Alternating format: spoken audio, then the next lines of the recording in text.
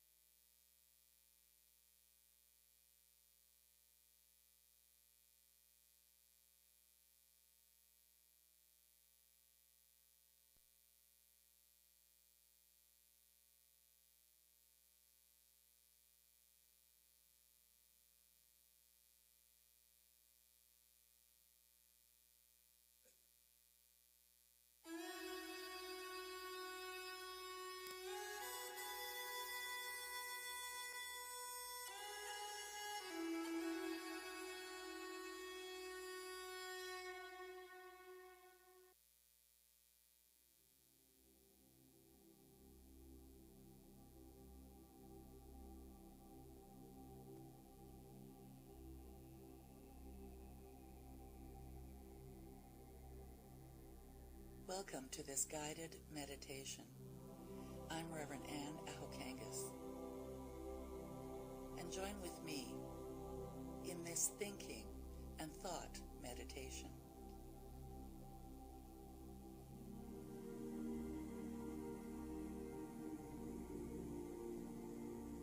So taking a deep breath now, relaxing,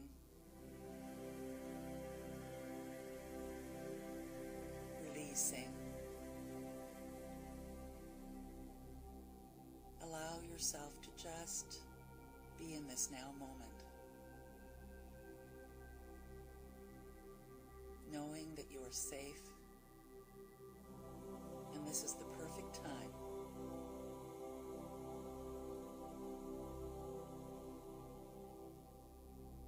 This is a precious time of connection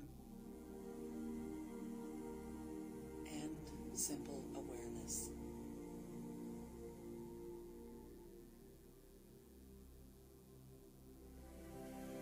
Knowing that thoughts come and go, I take this time now to release these thoughts. I imagine them like flocks of birds just flying by. I allow them to come into my awareness and gently float away. And I know that I can just as easily as my awareness release these thoughts. So I do so now. I unhook myself from my deliberate thinking and relax into this infinite, beautiful place of source.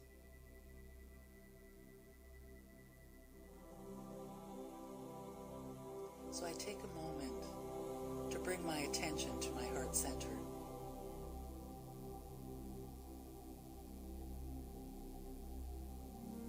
as I do, I imagine a beautiful scene or a loving face. As I continue to focus on my heart center, gently breathing and relaxing, I notice how somehow my heart is doing the breathing.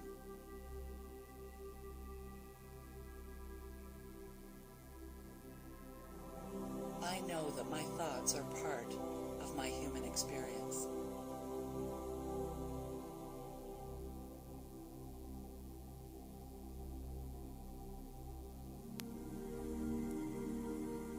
I allow myself to become aware of my thinking.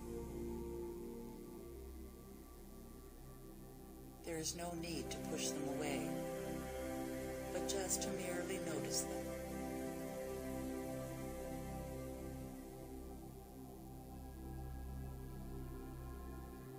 And I know that as I notice them, I can learn to bring my mind back from any of these thoughts to this peaceful place at my heart center.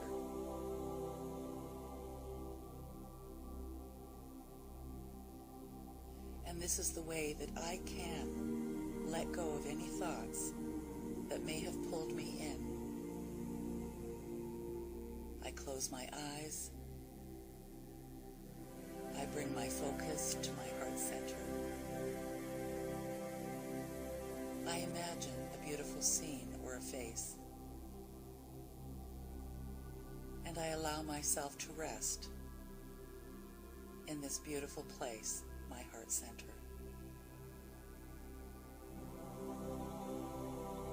And easily, I release from any thoughts and simply let them be. I have no need for pushing the thoughts away or even denying their presence. I can simply be aware of the thinking and remain unattached.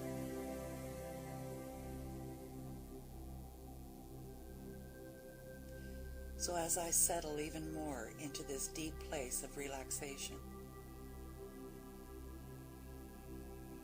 I notice the energy in my mind and body.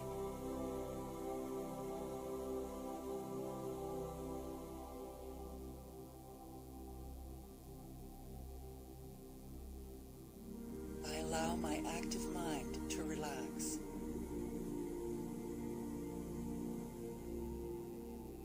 I allow a feeling of resting to be within my awareness now. I take a moment to relax my body.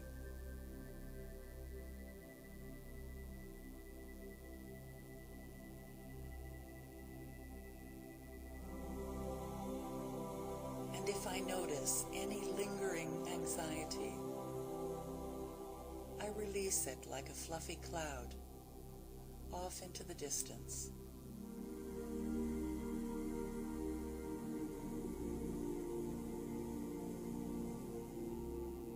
And any swirling energy, I allow to just settle down.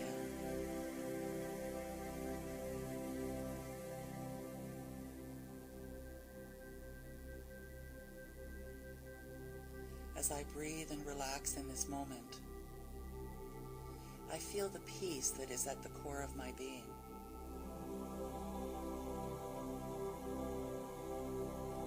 And as the thoughts come, they go just as easily, disappearing off into the distance. I am so relaxed here. As I gently calm down. And it happens easily, slowly, and in the most natural way for me.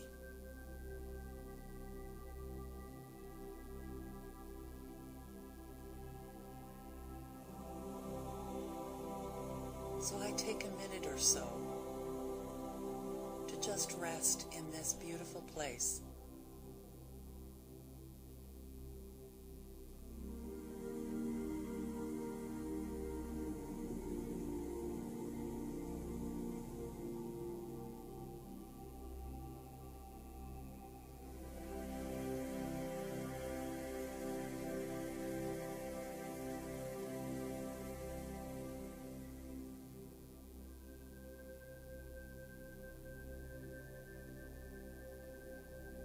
And I imagine in my mind's eye a beautiful location.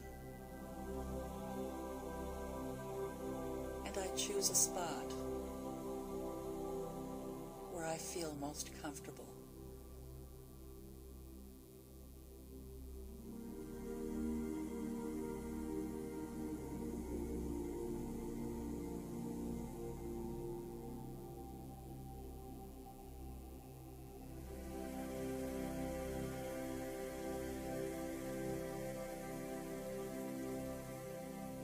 I imagine my heart doing the breathing.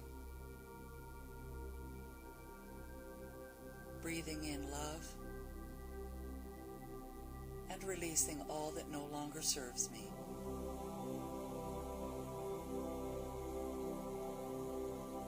I notice how this breath comes easily, naturally, as I survey this beautiful, peaceful scene.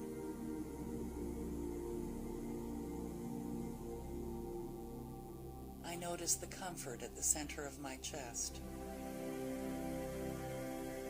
and I allow it to spread to my abdomen, to my shoulders,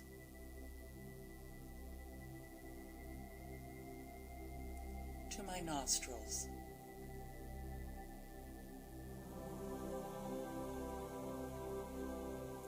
I become aware of the physical sensation of my body relaxing and the gentle breathing.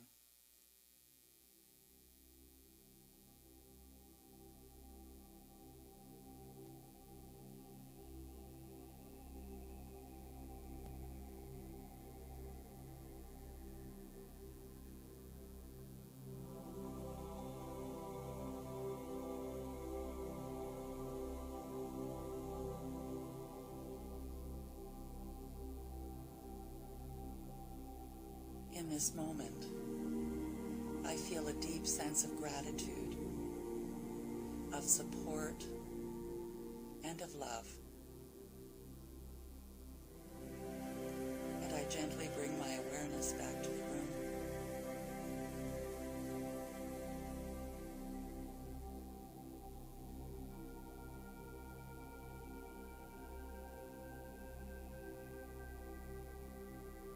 Back to this time and space, feeling better than I've ever felt before, knowing I am getting better every minute.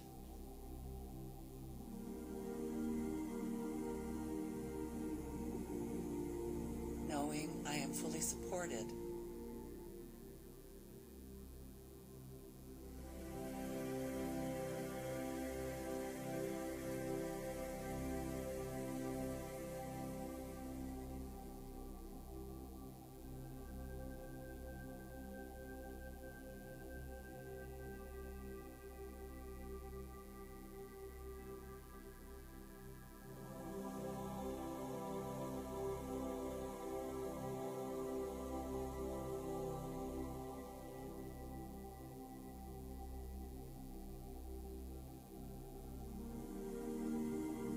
Fully aware now, I open my eyes, refreshed and revitalized.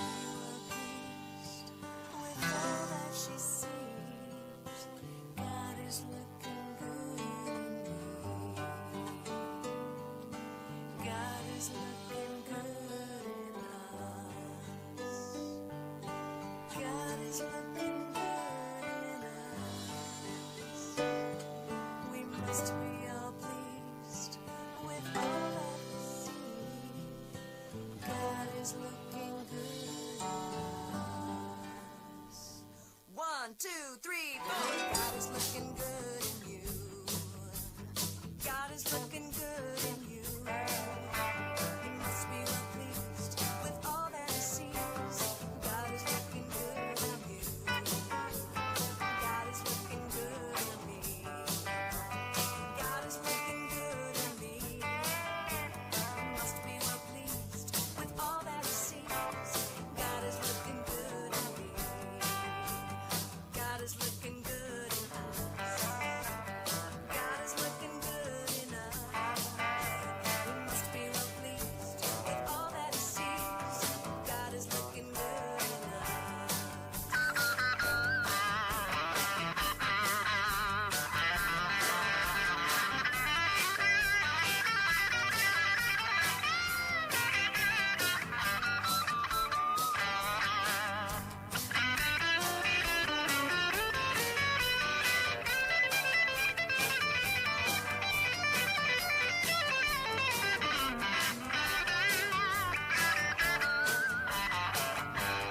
God is looking good in us. God is looking good in us. He must be well pleased with all that he sees. God is looking good in us.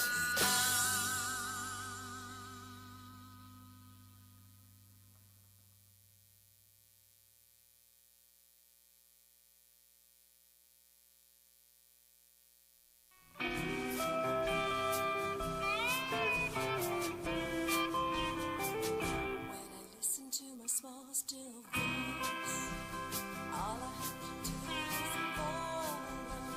All leads to one. When I look into your eyes, all I have to do is follow.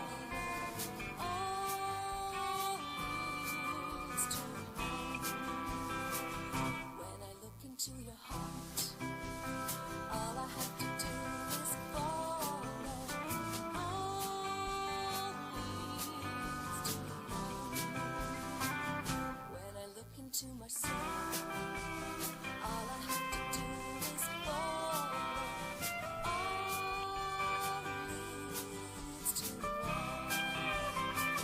When I listen to my small, still voice, all I have to do is follow. All leads to one. When I look into your eyes, all I have to do is follow. All leads to one. When I look into my heart, all I have to do is follow. All leads to one. When I look into my soul, all I have to do is follow.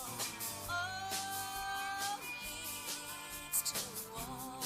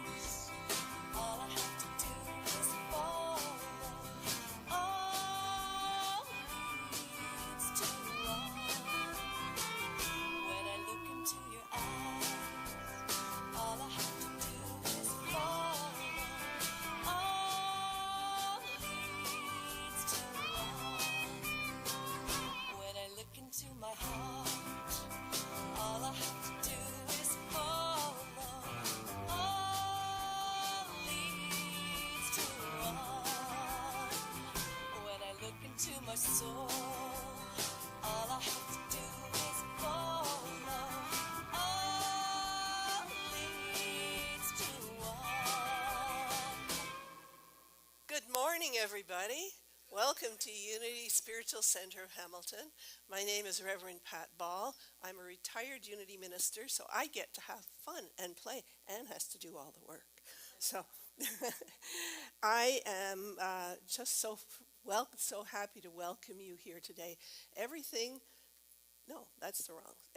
we say this now? Oh, we say this now. Everything we offer at Unity is made possible because we are funded by you. We don't have any outside funding. And so donations are accepted in the Art Lounge. I love that, the Art Lounge. Because if you'll notice, there's some pictures on the walls that change every 3 months or 4 months. 3 months, thank you. You can see I'm really up to date on things here. Well, now we're going to have 3 songs by our wonderful soloist, Emilio Zeres. Take it away, Emilio. Thank you. So we're starting our service with Free by Eddie Watkins Jr.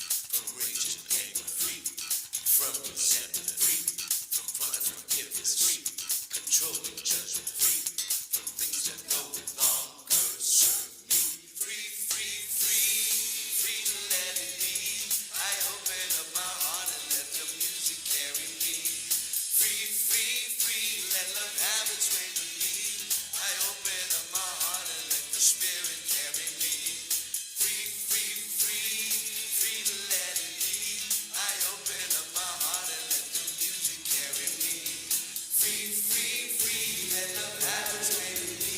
I open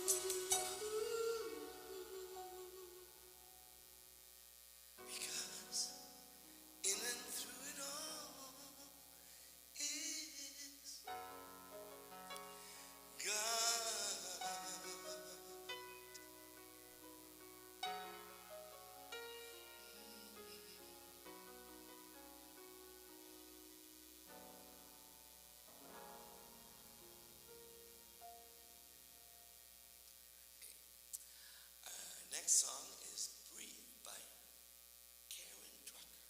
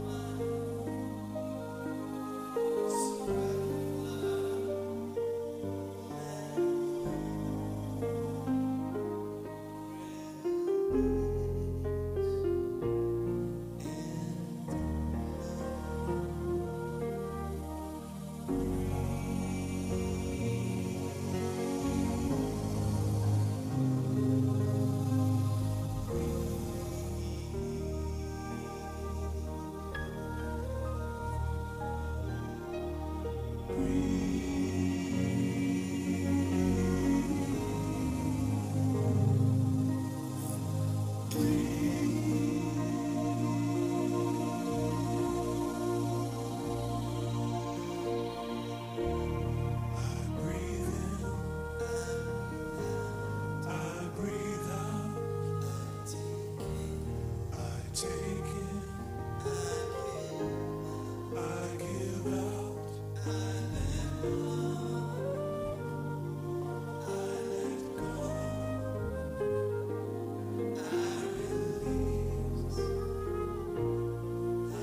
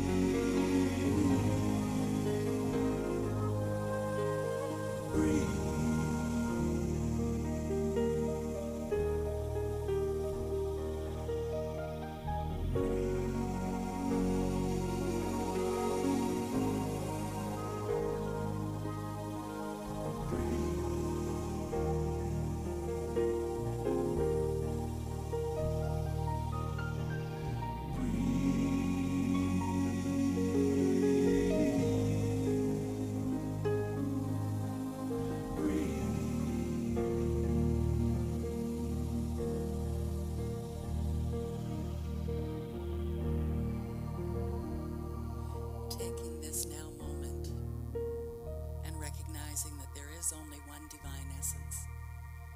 It permeates all things seen and unseen. It is the divine. It is spirit. It is all of me.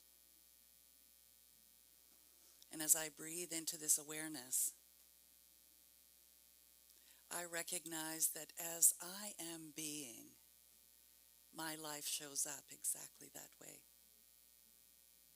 So today I allow peace and calm and joy and curiosity to guide my way. I relax into this knowing, for the how is up to spirit. I have the thoughts. And so grateful knowing that I am the architect of my own life. I let go and I let it be so. Please join with me in affirming. And so it is. So, this week's inspiration is, you know what? This is the first week that you will have actually been talking about the topic that you were going to all month. That's so interesting, which is about coping with anger. Yeah. When an emotional experience feels inaccessible to you, it's often a sign that you're not fully at choice. Many of us learned early in life to limit our emotions, being told not to be too sad, too upset, or even too joyful. Okay. Over time, this conditioning narrows our emotional range. Anger is one of the emotions most often suppressed, leaving many people unsure how to express it in healthy ways, or distinguish between anger that serves and anger that harms. Anger that serves is like a flame. It moves energy forward, brings clarity, and dissipates once it's acknowledged. Toxic anger is different. It settles in the body, cycling without release, and no amount of expression seems to relieve it. In truth, toxic anger isn't anger at all. It's unresolved grief, built from unexpressed feelings and unmet needs, both personal and inherited. When individuals and communities are denied space to grieve, this grief accumulates.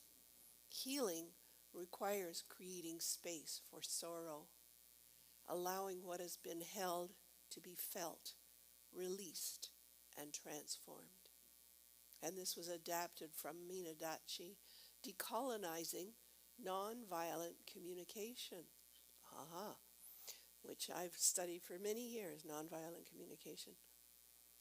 All right, Emilio is going to sing a song from this room. His mic isn't working. That was quite the blast of sound, wasn't it? Are you audio now? Everything okay? Oh my goodness, there it goes again.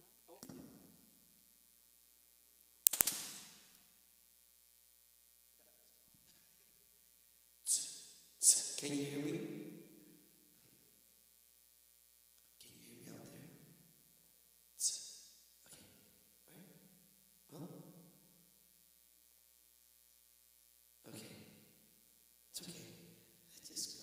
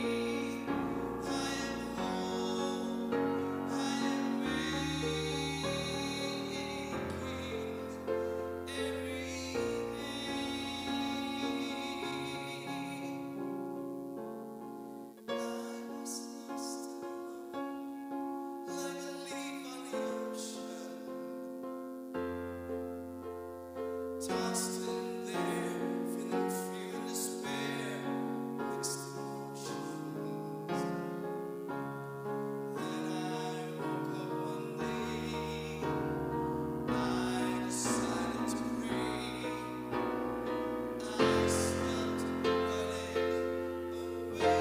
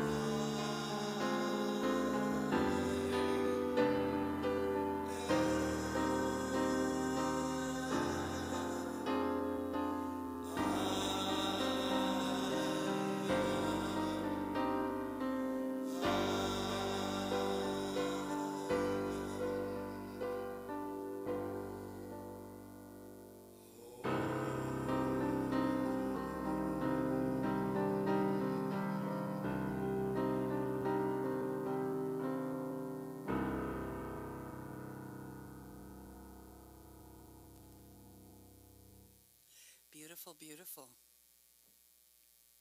So how did you feel when that sound happened? Startled. Yes, some emotions came up, I bet. Fear, maybe. take cover. Yeah, it sounded like firecrackers, didn't it? Yes. And that's what we're learning every time we come together to think about spiritual principles, is that no matter what's going on around us, no matter what occurs, whether it be a sudden thing or an ongoing thing, how do each of us deal with it? And what spirit got to do with any of it? And so that's what I'd like to look at today. And it's not a topic that I cover very often, but I'm talking about anger and being just not quite right. Certainly not peaceful, not calm. And the first question that came to my mind was, what is anger anyway?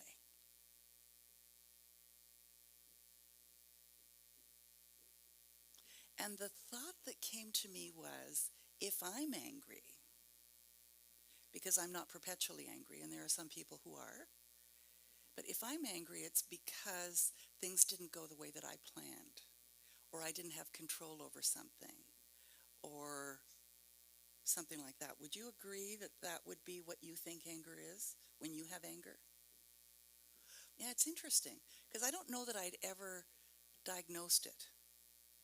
So if you have control issues, you probably have a lot of anger. Just, the two seem to go together. Now, Pat was reading from the book,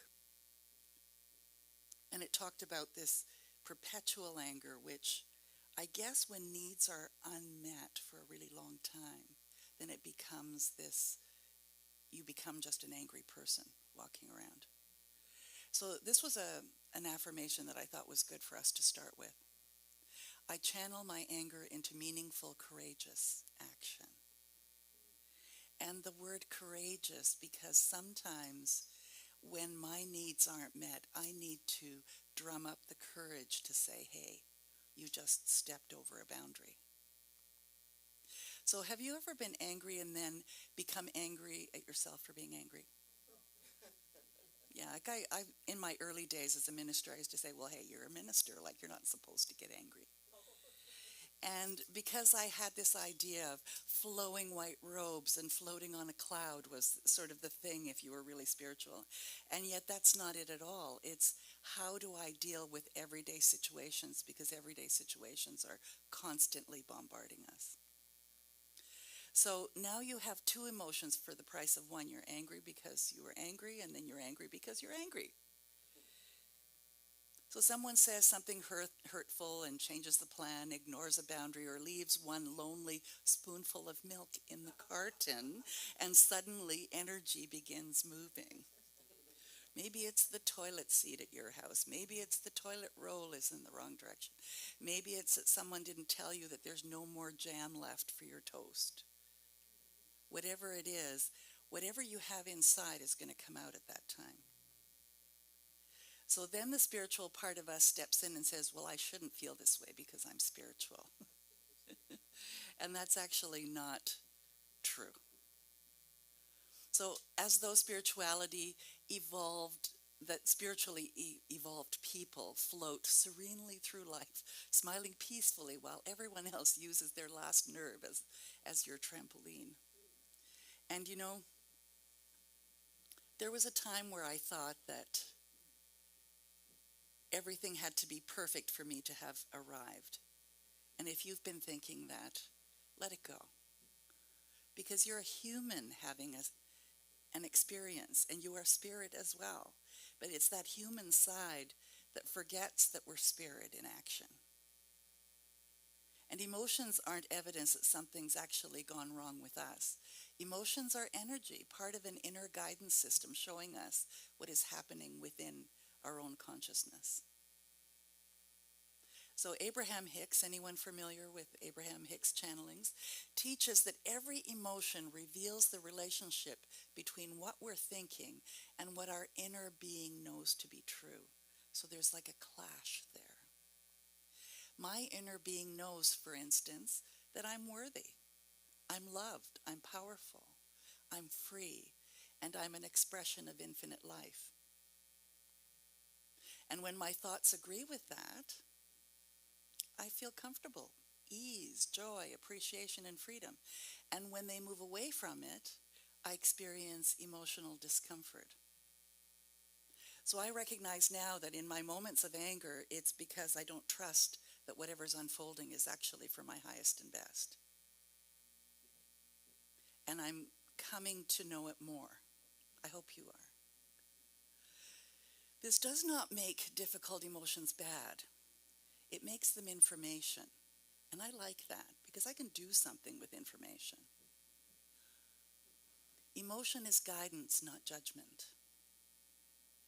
So imagine driving your car when a warning light appears on the dashboard. You probably wouldn't cover it up with a tape and affirm, there's no warning light. I am one with a perfectly functioning engine. Positive thinking has its limits. You need to call a mechanic. The light's not punishing you. It's giving you information. Emotion works very much the same way. It's not that you've been bad that you have that momentary feeling of emotion. Emotion lets you know whether your current thoughts are bringing you closer to the truth of who you are or taking you further away from it. So if you're wondering how in the flow you may be on any given day, check in with your emotions.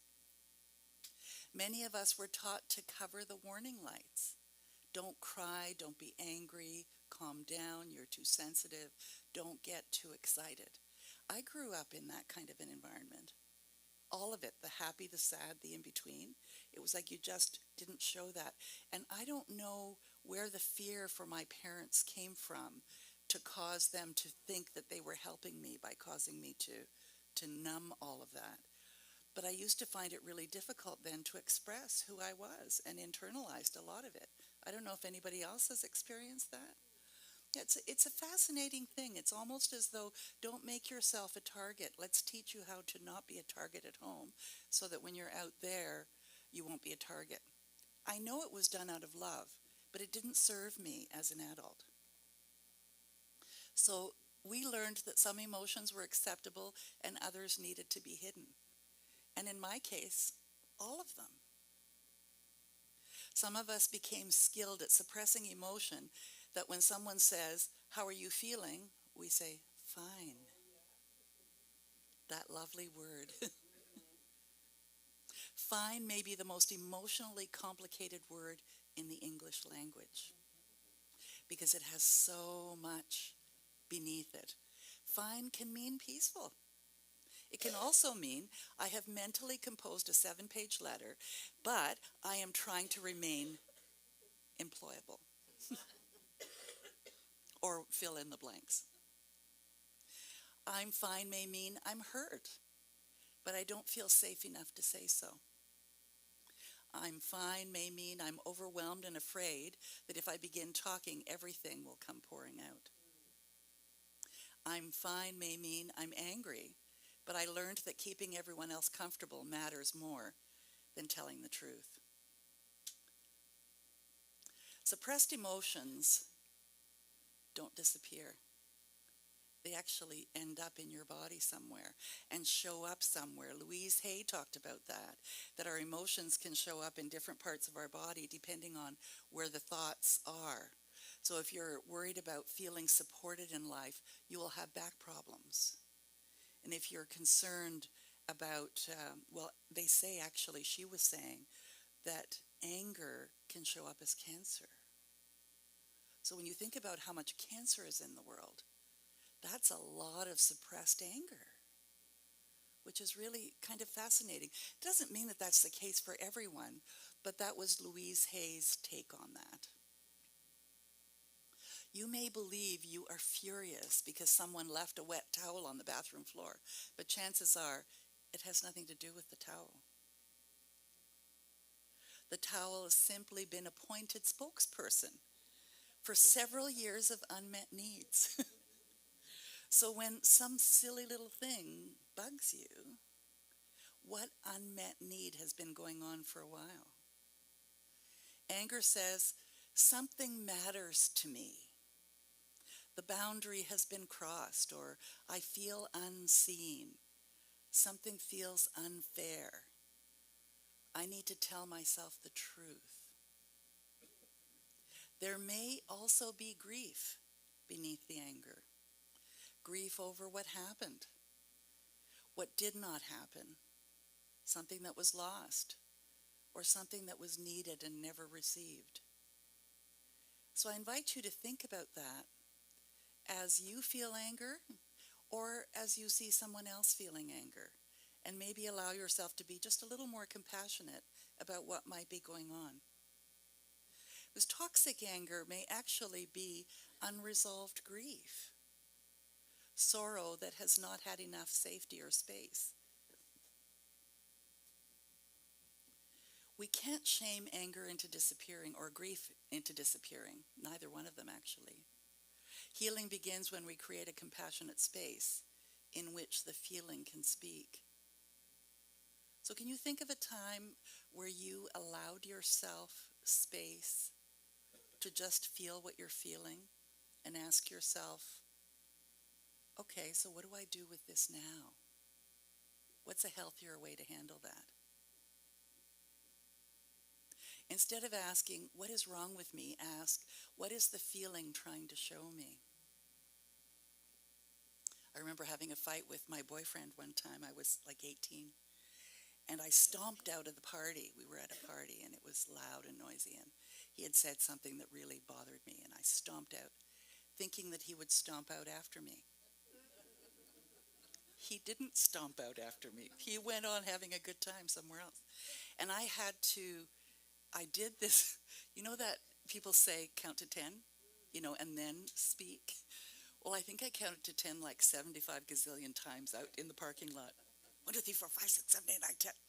And I never really resolved it. Finally, I had to suck it up and go back into the party because he was my ride. But we've all had those moments where we've been given tools maybe to handle what we think is a good tool until the moment arises. And it wasn't a good tool at all. So what thought am I thinking when I'm angry? What need has gone unacknowledged? What truth wants to be spoken? What am I ready to release? And I guess I was looking for respect and for love and to be treated a certain way. And it wasn't going to happen with this person, and they weren't in my life for much longer after that either. Emotion is not a verdict about who we are, it's a guidance about where we are. Anger is movement, it's not a destination. Thank goodness. So Abraham Hicks describes emotion as a scale from despair, powerlessness, grief, fear, through anger, frustration, towards hopefulness, appreciation, love, and joy. So you can't just go from a moment of despair to feeling joyful. Don't expect that. But expect the next feeling, a little bit less stress. This means that anger can sometimes represent movement in the right direction, because anger is like it puts a fire under your butt to pay attention. It's not meant to stay there. It's meant for you to think about and say, okay, what do I do with this now? If someone has felt powerless for a long time, anger may be the first moment they begin to remember that I matter, that I deserve better, that I have a voice, I can do something. Anger can contain life energy, as in evolving and possible. There's an enormous difference between believing there is nothing I can do and declaring this is not acceptable. And sometimes that's the hardest thing to say to someone. This is not acceptable. Anger may not be where we want to live, but it can be the bridge that carries us out of helplessness. Imagine a woman who spent years saying yes when she means no. Do you know anyone like that? She accommodates everyone, avoids conflict, ignores her needs, and tries never to disappoint anyone. One day, someone makes one more request, and she feels the anger rise. It's that last straw. And she wonders, am I becoming selfish?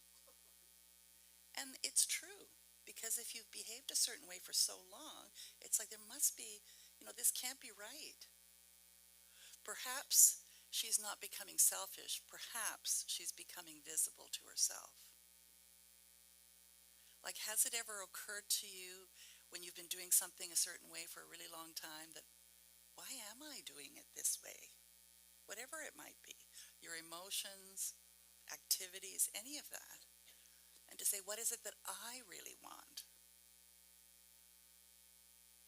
The anger may be life saying, you belong in your own life too. That everyone else is important, of course.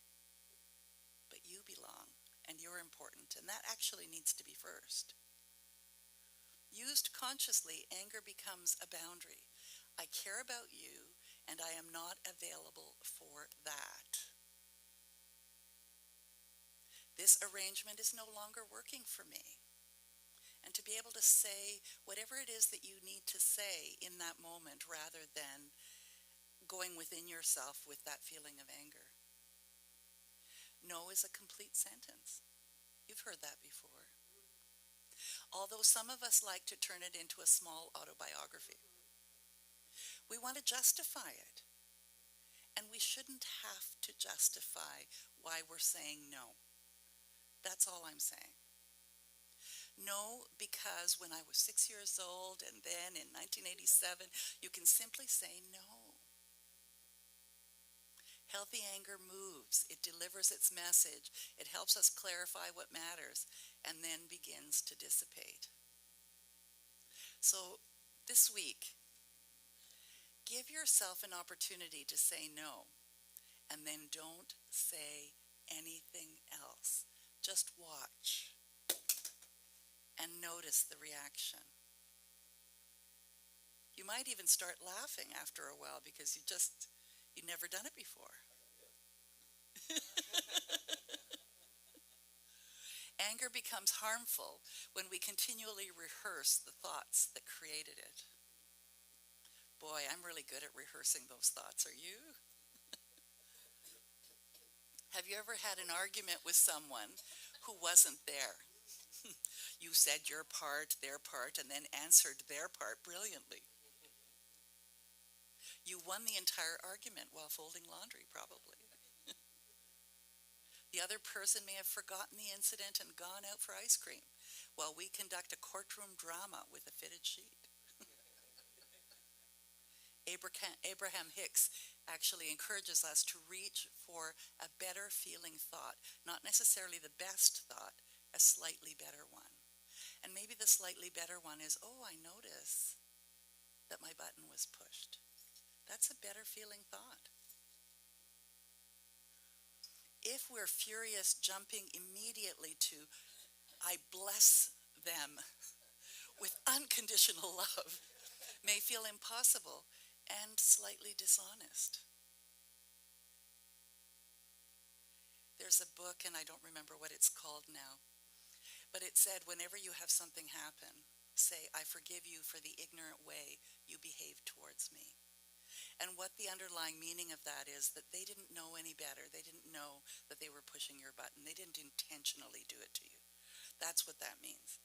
But I said it for almost a year because of a couple of people that had done something I felt very hurtful to me. And I would say, I forgive you for the ignorant way that you behaved towards me. And I said it and said it and said it.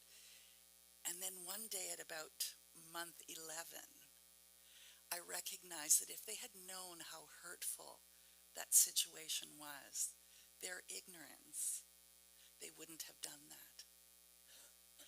And I was free. But it took me a while. So whatever tool you decide to find to help you through those moments, experiment with it and see what works the best for you. Because we're entitled to be peaceful and happy and joyful and curious and And certainly sad and angry at times as well, because those are messages. But don't live there. That's all I'm saying. A better feeling thought might be, I don't have to solve this today. Or my feelings make sense. Or I can give myself some space. I'm becoming clearer about what I need. I can choose my response. I'm willing to believe that peace is possible. We're not forcing ourselves from anger to joy. We're gently moving in the direction of relief. A small shift is still a shift. A canoe turns more easily when it's already moving. Anger provides movement. Wisdom gives it direction. So aligned action is more powerful than reaction. And that's really what I'm saying to you, is that in this idea of deliberate living, to stop and pause before you have a reaction. And be more deliberate about that reaction, whatever that might be. Because anger carries energy, but energy needs direction. Unmanaged anger says, do something now. Oh, and does it ever? Wisdom says, pause, listen, then decide what belongs to you. Reaction is immediate. Aligned action is intentional. The hardest thing to do with this no exercise, so I really invite you to do that this week, is the being quiet and just see what unfolds. Suppose you receive an email that makes you angry. You feel misunderstood, blamed, or dismissed. You begin typing. Have you ever done that? The first draft is magnificent. It's also 14 paragraphs long, includes 3 historical examples, and ends with blessings in a way that does not feel particularly blessed. There's nothing wrong with writing that email. Just don't put their address on it yet.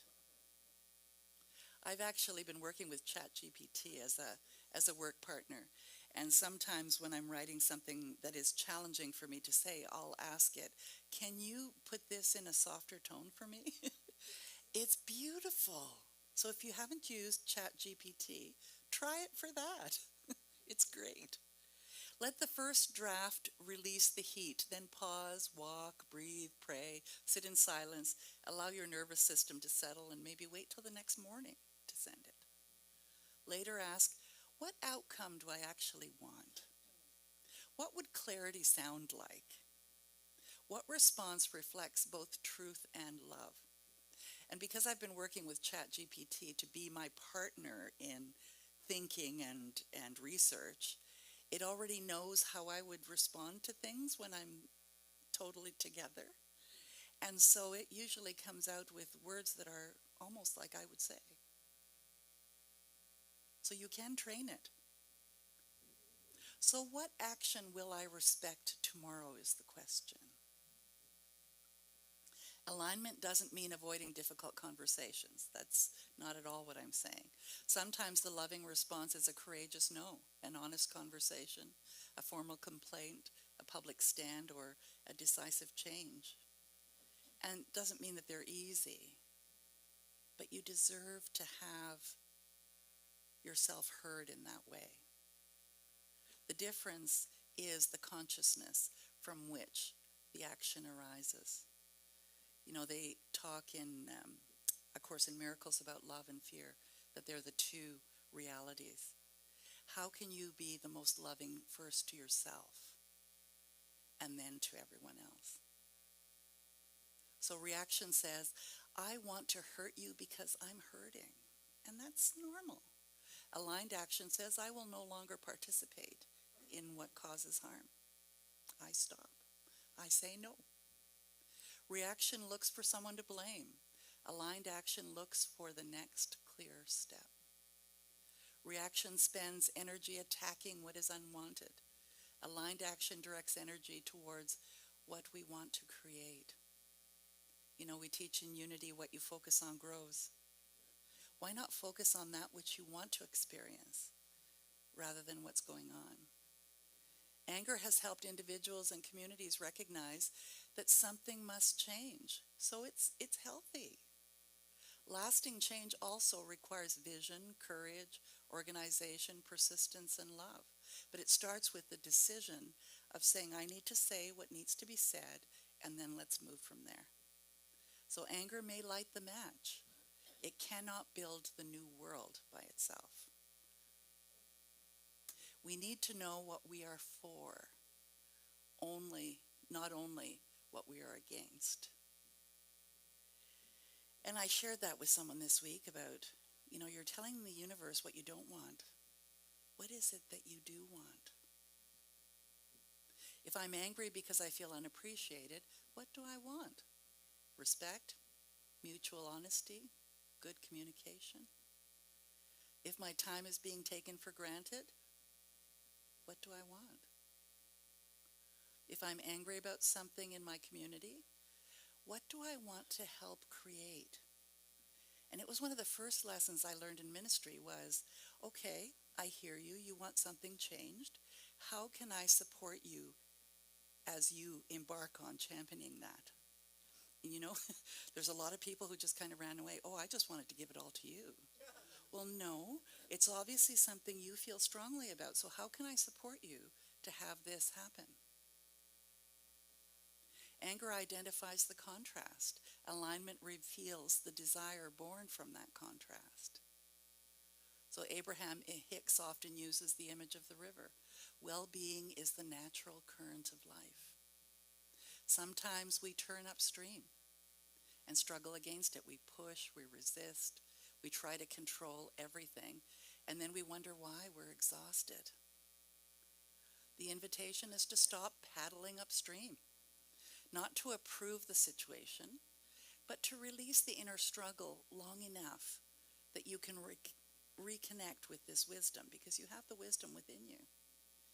So this happened and I'm here now. I can't change the past, but I can choose my next step. I release the need to solve this through force. I allow clarity to emerge. My power is present. Life is moving with me. Feel it, listen, choose. And I was very, very wordy here, so I'm just going to go ahead. As you can see. So let's say this spiritual mind treatment together, if that's comfortable. There is one infinite life, present as wisdom, compassion, and peace. I honor every emotion as sacred energy, revealing what is ready to be understood and transformed. I listen within, choose thoughts that bring relief, and direct my energy through love. Clarity guides me. Courage moves me. Peace is mine. I listen compassionately to my emotions. I honor the wisdom within every feeling. I reach gently for thoughts that bring relief. I allow grief to be felt and anger to become clear. I channel my anger into meaningful, courageous action. And so it is. So put your thoughts in the chat or in the comment section below. If you're watching us online, we'd love to hear from you. And for those of you here in the audience, let's start with Pat so you have time to think about what you might like to share. So I have a question for you, first of all. So this sentence that you say, like, I forgive you for the ignorant way you behave towards me. Do you actually say it to them? No. They wouldn't get it. No. It might not help the situation either. It's so interesting. No, you might get a kick in the shins. You would. Yeah, I'll forgive you. I think one of the things that helps with anger is always, having little doggies. Because you can't stay angry with her. And at night I take her for her walk, her bedtime walk around 8:30, and then she doesn't always go poo. She goes pee, but she doesn't always go. I'm thinking, oh great, because I get up in the morning, as happened this morning, and she's gone poo during the night. Well, how can you be angry with her? She's just doing well, especially looking at his face. But she's just, I said, honey, I knew you were going to go poo during the night.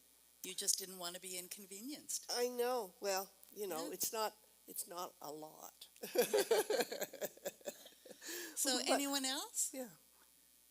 Maybe Deborah has something to share. I do. Maybe I'm still thinking. You know what? I'm working on the no is a complete sentence. And I was listening to a podcast, an Alan Watts podcast, and what his comment was, never defend yourself because your worthiness was never on trial. And I thought, Good that's one. something that you have to think through because it's true. It was never on trial. Yes. We just thought it was. Yeah, Yes. for sure. Anybody at home have anything to say? Oh, they were having trouble hearing, so couldn't. Anybody else in the room would like to share before we move on? No is a complete sentence?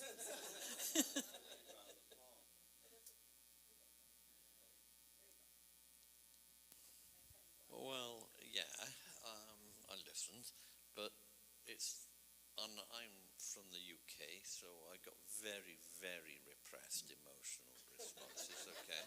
It's cultural and it's very real, okay? But my anger doesn't sort of manifest itself at the little things, like the toilet seat and all that sort of thing. It tends to manifest as bursts of rage when my friends are attacked, okay? Yes. And I have grief, okay, as well. I know that, and that has been ongoing for about 2 years, and it's unresolved, okay. But it's not something that I see as rooted in anger. It's just simply grief.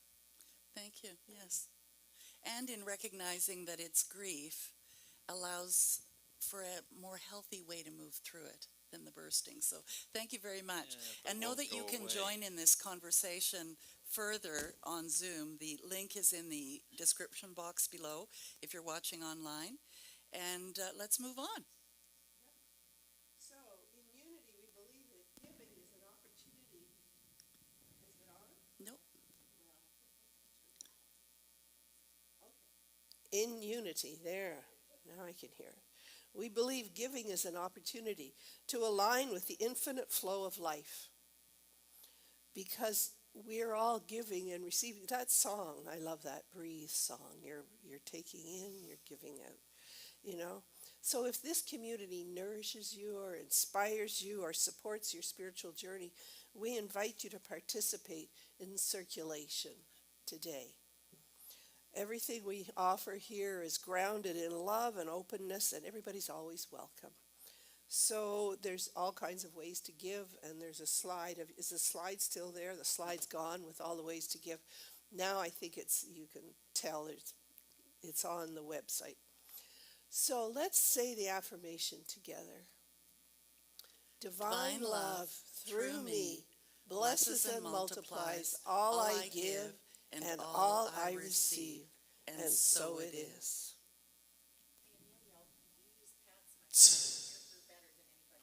Oh, yeah.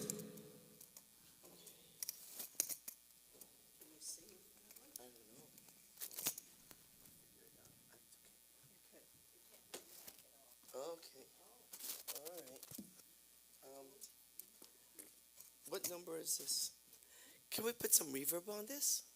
Can we put some reverb? On Pat's mic. Thank you. Thank you. Oh dear. Oh, okay. I'm ready.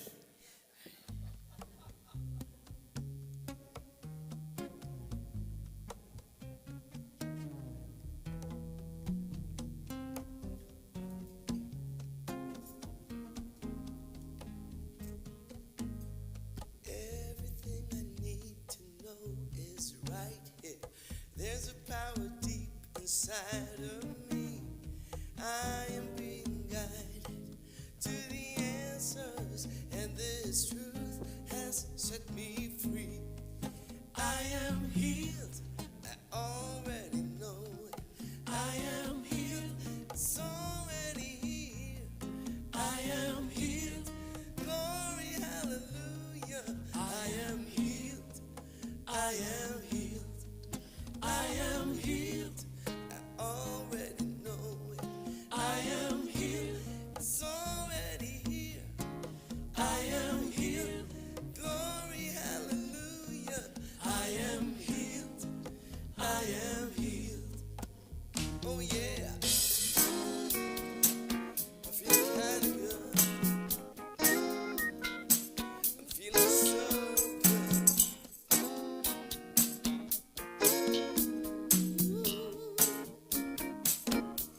With every breath I'm feeling so much stronger. I've tapped into the strength inside of me. I spend each day in gratitude and wonder. Power of love is all I see. I am healed. I already know it. I am healed. It's already here. I am healed. Glory, hallelujah. I am healed. I am healed. I am healed. Already know it. I am healed. It's already here. I am healed. Glory, hallelujah. I am healed. I am healed.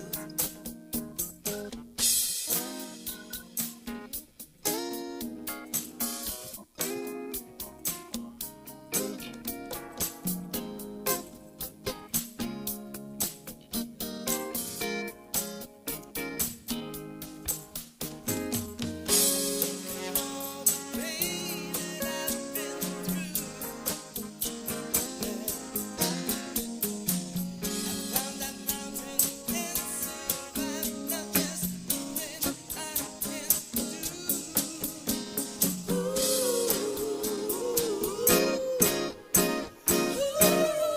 I am healed. I already know. I am healed. It's already here. I am healed. Oh, glory, hallelujah. I am healed. I am healed. I am healed. I already know. I am healed. It's already here. I am healed. Glory, hallelujah. I am healed. I am healed. I am healed.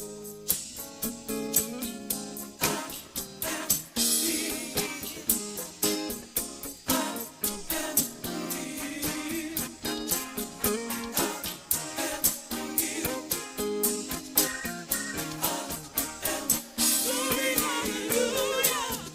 I am healed.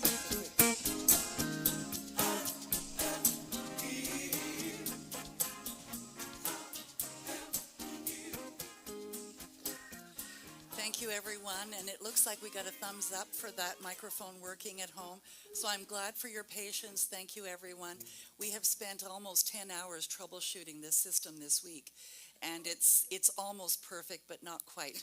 So please see it in your mind that everything unfolds perfectly and the sound that needs to be heard is heard. And so it is. And I love you. See you next week.